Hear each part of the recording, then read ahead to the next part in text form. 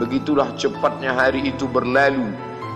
Hari berubah menjadi pekan, pekan menjadi bulan, bulan menjadi tahun, tahun menjadi windu, windu berubah menjadi abad.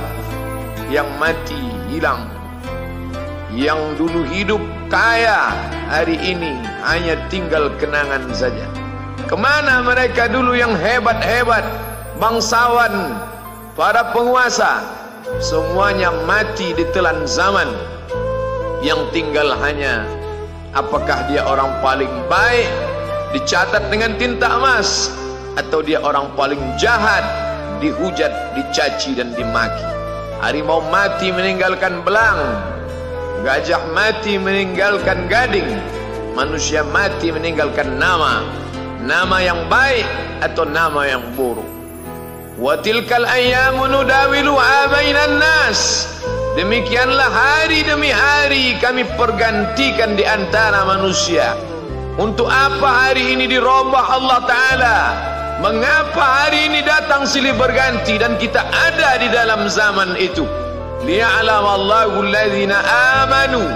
Allah ingin menguji siapa yang imannya tetap istiqamah, siapa yang masih tetap beriman sampai hari ini. Khatib mengucapkan alhamdulillah, nikmat yang paling besar adalah nikmat istiqamah dalam iman dan Islam. Berapa banyak ketika hari berubah, yang dulunya dia adalah orang baik-baik, hari ini berubah menjadi tidak baik. Yusbihu mu'minan, pada waktu pagi dia beriman, wa yumsi kafiran, petang hari dia berubah menjadi kafir. Maka kita selalu meminta, ya muqallibal qulub, wahai engkau yang membolak-balikkan hati, tsabbit qulubana, kokohkan hati kami, ala dinik, dalam agamamu, wa ala ta'atik, dalam ketaatan kepadamu. Berapa banyak yang dulu susah melarat, miskin, untuk sesuap nasi pun sulit, tapi begitu dilapangkan Allah rezekinya, tidak menjadi hamba yang bersyukur. Dia lalai, dia sangka itu karena jerih payahnya, dia kufur nikmat Allah Subhanahu wa ta'ala. Tapi siang hari ini, alhamdulillah, ada hamba yang disehatkan Allah, dia tetap bersyukur. Ada hamba yang ditingkatkan Allah rezekinya, dia tetap bersyukur. Ada hamba yang dinaikkan Allah kuasanya, dia tetap bersyukur. La in syakartum, kalau kamu syukuri nikmat itu, la azidannakum, pasti akan kutambah. Wala in kafartum, tapi ingat, kalau kamu kufur, kamu ingkar, inna azabi lasyadid, azabku amat sangat hebat, amat sangat dahsyat, amat sangat mengerikan.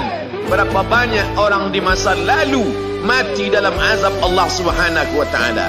Tapi itulah manusia, diambil dari kata nasya, lupa. Dia tidak pernah ingat apa yang pernah ditimpakan Allah kepada kaum-kaum sebelumnya. Wa ila samud akhahum salihah, kepada kaum Samud diutus Nabi Saleh. Mana mereka sekarang? Punah, musnah, tidak ada lagi di atas muka bumi Allah. Wa ila Madyan akhahum Syuaiba, kepada kaum Madian diutus Nabi Syuaib. Mana mereka sekarang? Punah, musnah, tidak ada jejaknya di atas muka bumi. Wa ila Adin akhahum Huda, kepada kaum Ad diutus Nabi Hud. Tidak satu pun ada di atas muka bumi. Tapi orang tetap juga angkuh dan sombong. Memang itulah manusia yang berada di atas muka bumi Allah Subhanahu wa ta'ala. Maka orang-orang yang baik tidak pernah berhenti mengajak kepada kebaikan. Umat ini dikatakan baik bukan karena banyak ibadahnya. Umat ini dikatakan baik bukan karena dia pergi bolak-balik ke kota Makkah Al-Mukarramah untuk haji dan umrah. Allah puji umat ini, kuntum khaira ummah, kalian umat terbaik. Kapan? Bila umat ini disebut umat terbaik? Ta'muruna bil ma'ruf, ketika engkau sanggup mengingatkan saudaramu dalam kebaikan. Pagi ingatkan tentang siang, siang ingatkan tentang petang, petang ingatkan tentang malam, malam ingatkan bahwa esok pagi kita tetap berbuat baik. Wa tanhauna 'anil munkar, larang mereka dari perbuatan mungkar. Maka hari-hari yang sudah kita lewati di masa yang lalu, sanggupkah akan pulang kembali? Pepatah Arab mengatakan lan tarji'al ayyamul lati madat, yang lalu tak dapat terulang kembali. Apakah semua itu berlalu begitu saja? Tidak ada yang percuma, tidak ada yang gratis, tidak ada yang sia-sia. Semua akan diminta pertanggungjawaban di hadapan Allah Subhanahu wa ta'ala. Sejak kita tegak di atas muka bumi ini, sejak kita diberikan nafas, diberikan hidup, diberikan nyawa, maka sejak itu kita ditanya, apa khalaqnakum abasa? Apakah kalian kami ciptakan sia-sia? Apakah kami sangka? Apakah kamu semua menduga bahwa kami menciptakan kamu lalu kamu tidak akan kembali menghadap kami? Semua akan diminta pertanggungjawaban di hadapan Allah Subhanahu wa ta'ala. Tidak ada kata yang dapat terucap dari lidah orang beriman selain ucapan Astaghfirullahaladzim. Ampunkan segala dosa aku di masa yang lalu. Aku lalai dan lupa ya Allah. Kami termasuk orang-orang yang menghilangkan usia kami ya Allah. Kami tak tahu ke mana umur kami selama ini. Berapa jam untuk perbuatan dosa, berapa untuk perbuatan maksiat. Padahal ketika tiba masanya, kami semua akan menghadapmu, dan pada saat itu semua akan dihitung menit demi detik. Detik semuanya tak ada yang dapat dari luput panggilan Allah Subhanahu wa ta'ala. Tidak ada yang lepas daripada pengawasan.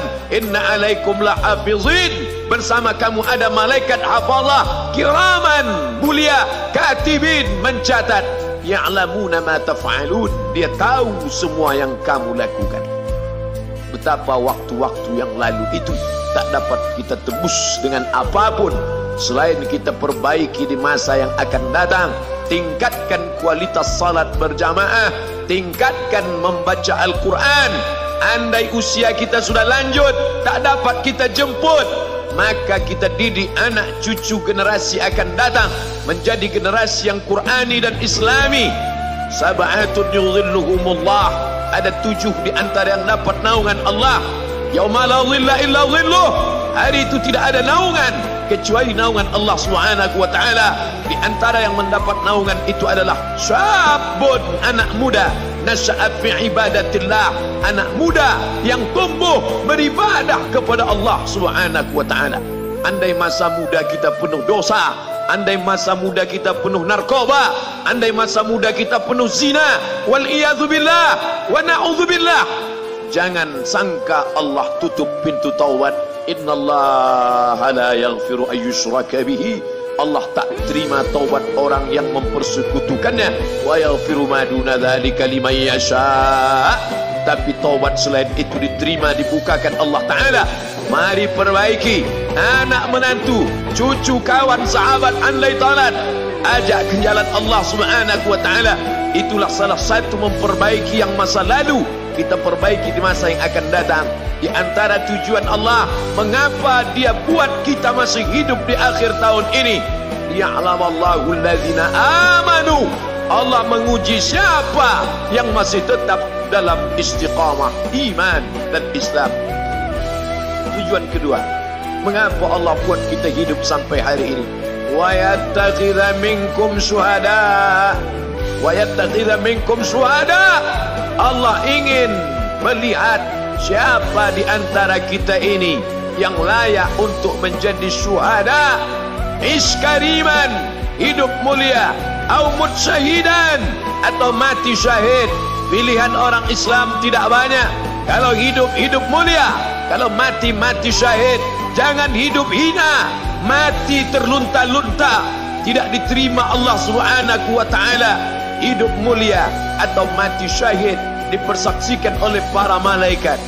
Man kharaja fi talabil ilmi, siapa yang keluar rumah dengan niat menuntut ilmu, fahuwa fi sabilillah, maka dia seperti orang yang berjihad fi sabilillah, yang jauh meninggalkan kampung halaman, menuntut ilmu di perantauan. Jangan kau sangka kau anak yang terbuang, engkau adalah seorang syahid. Andai mati dalam perjalanan, maka matimu adalah seorang yang mati syahid.